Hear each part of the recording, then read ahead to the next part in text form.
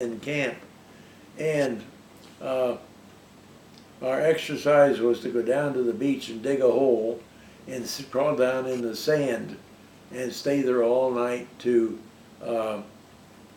repel the invader. Mm-hmm.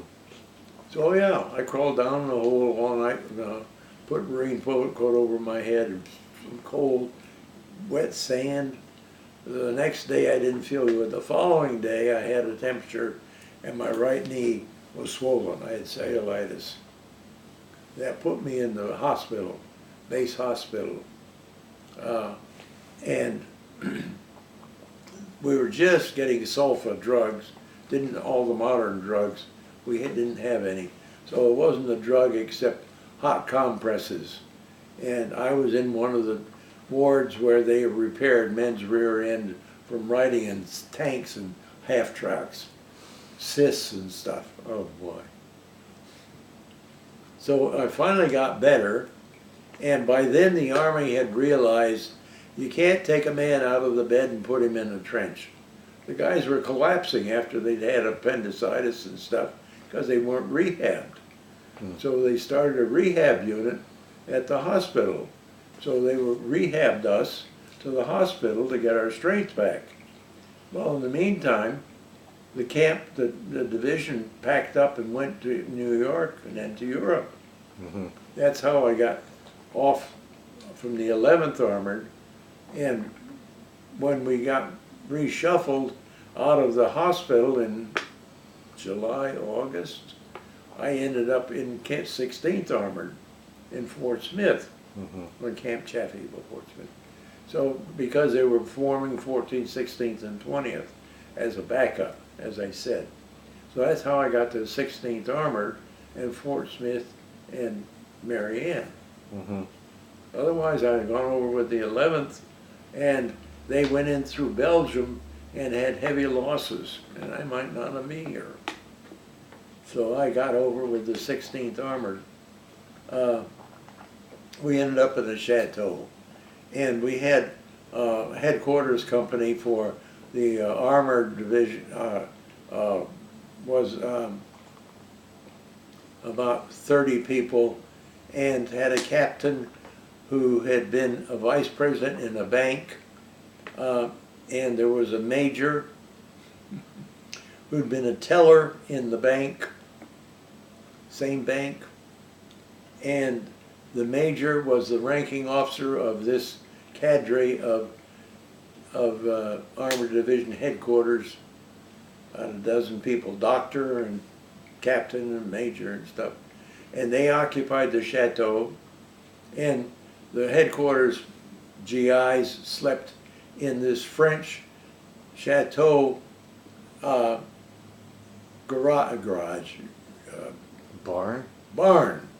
The barn was two sides, and the third side was the house with 2 bedrooms, and where the gardener or the manager of the farm slept.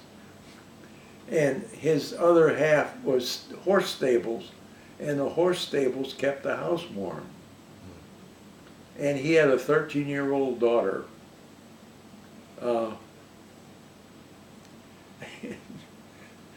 We GIs went out in the field and dug a 4x4x8. We had some guys that went in the village and got drunk. So the company commander said, "You guys will dig a 4x4x8. So they went out in the field and dug a 4x4x8 and took some of the crating material and made 4 toilet seats to go over this 4-foot by 4-foot. And we sat there and watched the airplanes towing, C-47s towing gliders to the front. We're sitting here in the field. The daughter comes out and gets the cows. She walks by us, bonjour. We're sitting on the toilet seat. Oh gosh. So the guys up in the officers up in the chateau, they declared they were going to sleep like officers. So they went to the captain, who was a company commander, and the company ordered the company commander to have a GI on hand in the chateau Who do they pick? Ish. Oh boy. So Ish went up to the chateau. I had to get firewood for the fireplaces. I had to polish shoes. I did the other chores. All of this written up in GI magazines of GIs working, serving the officers. And the ranking man was a major. Well, the ranking man was a doctor, but he wasn't, doctors were not command. The major had been a bartender, and he knew, and then he worked in the bank where the company commander was a vice president. Mm-hmm. So he's pulling his rank on the company commander, who's a captain, and ordering a GI to go up to the chateau. So I went up to the chateau. I polished shoes, I got firewood, I took care of these 4 or 5 specials. The lieutenant slept in the attic because there was a room where the major slept, the doctor got the next room, and by rank up the chimney. Oh, it was just something else, I'll tell you. So I finally survived all of that. We got ready to move up to the front, and I got to drive a Jeep. And so we ended up at this German village, and we went into, there was a house, and we asked the Germans if we could take over their house. We said, you can have the bedroom. So we took over their house for our quarters.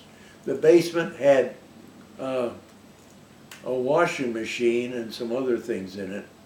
Well, this major, who's now relegated to our S4, which is supply, ordered the sergeant, this major who'd been really running things.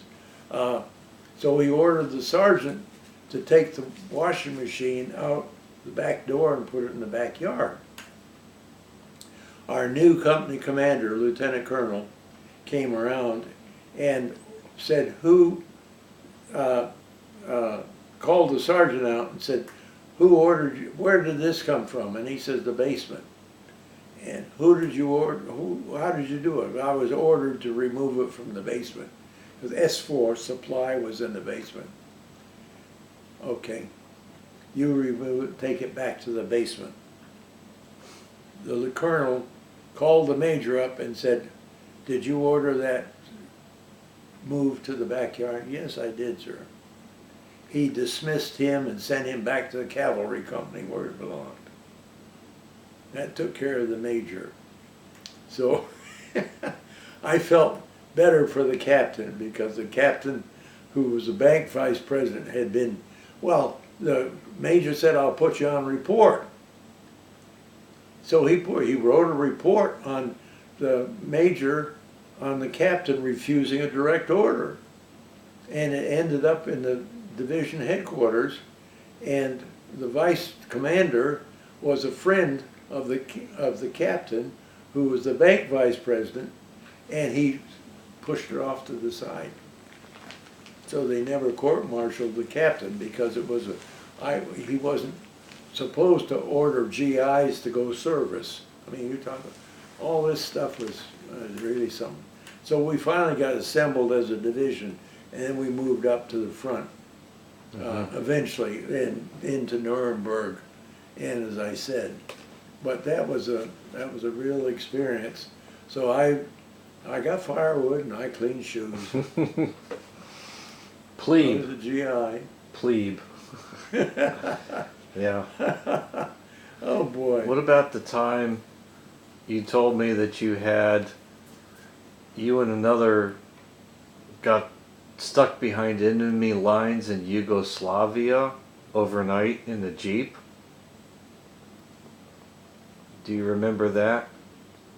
I did what? You were stuck in a Jeep behind enemy lines in Yugoslavia overnight? No, I don't think I told you that. We were in a convoy. Yeah. Yeah, well, yeah, and I guess it was. We had, the only way you could refuel was gasoline. The 6-bys had gasoline, and you pulled into a field and refueled, and one that it was really slow. Yeah, so we moving up to the front. It was something. But my my experience in the chateau, I laugh about that when I think about it, because I shouldn't say it, but I was going to say I was rewarded. I got to work at the Nuremberg War Trials, which is a real privilege. And I was in the communications room in Nuremberg when the sergeant who was sent down Germany to confirm that, oh, what was his name? A famous German officer was ordered to report to Munich, and Hitler had him shot. Very famous, one of the German officers. He was at home, downstate, and so we sent some of our OSI inspectors, intelligence, down to his home to confirm that he was alive when he left his home, and when he got in Munich, because we were putting this together for the war trials. Mm-hmm. And that's where the information kind of collected to what the German atrocity did. So they kept these dozen or 15 for war trials. And that was what I was working the telephone switchboard for. And the man who was the prosecutor, oh dear, my head's not working, was from the town of Jamestown, where oh shoot, where we went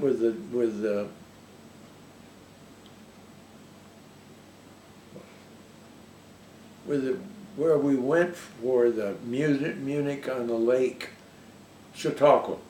Okay. Chautauqua. He was from the town,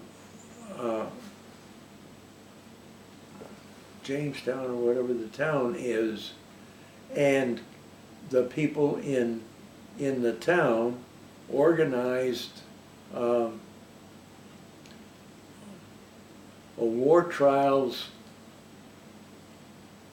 what do I want to say, a war trials venue, I guess it is, and to cover him because he was a very famous administrator in the war trials.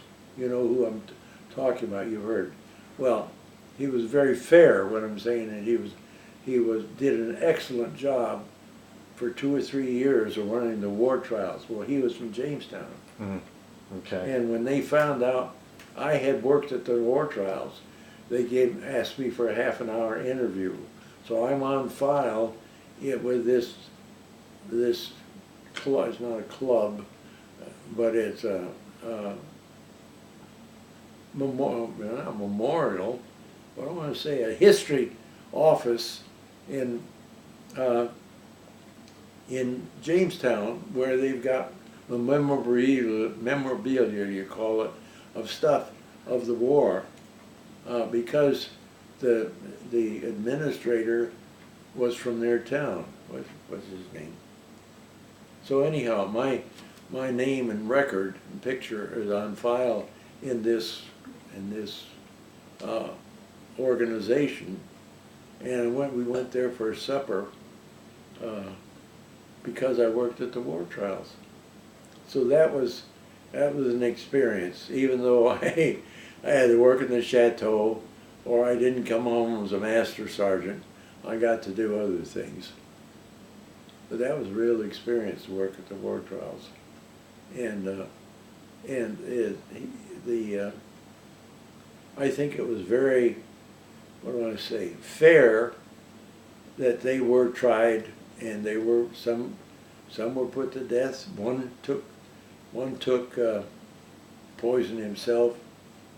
Forget his name. No, been a while since I've thought about that. But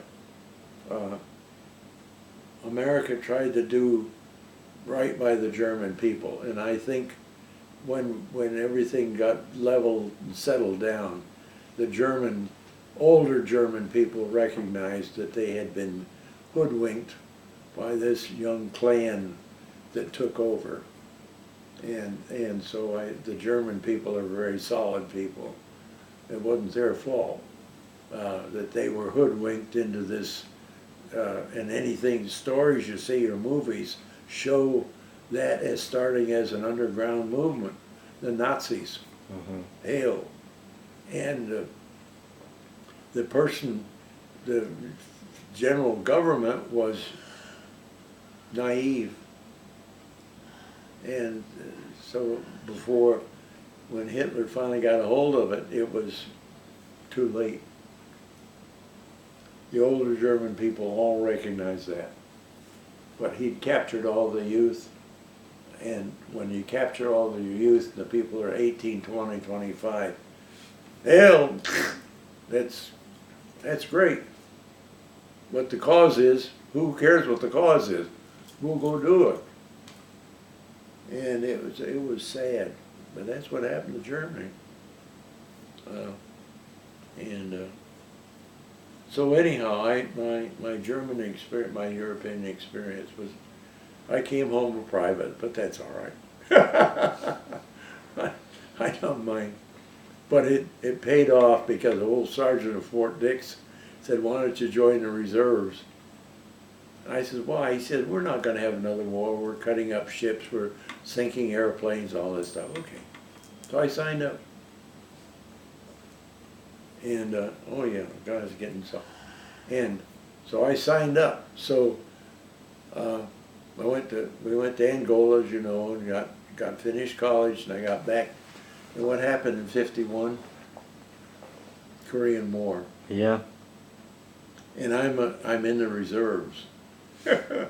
Ooh. That's when I went. Fortunately, Cornell had picked up an Air Force unit for ROTC, the new Air Force, 3 years old. And so I went and knocked on the door and said, "I've got this and this and this. I'm working on a master's. Yeah, we can use you." So I got my commission, 51. And the old sergeant who said sign up, I had 8 years for pay. Oh, wow. That reserve time, all the reserve time counted. So I had 8 years for pay. So I retired 20 years active, 28 for pay. That's the maximum you can get. So, but I have to say, God's been good to us, and that's been my GI Bill. And that was 36 months of training, a month for every month in the service. So it was 4th of May to 8th of May. 4th of May. And and my AGCT score was 123. Army Generalized Intelligence score was 123. And it was 110 for Officer Candidate School. And it was 115 for Army Specialized Training Program, which they were going to, which would have ended up with a commission. And so I selected, instead of OCS, I selected ASTP. So I ended up University of California, Berkeley. So I got a year in the University of California, Berkeley. And I think our losses in Sicily and Italy were too heavy. They canceled all those programs. So back into the military, back into active duty. But I had a year at University of California, Berkeley. So I had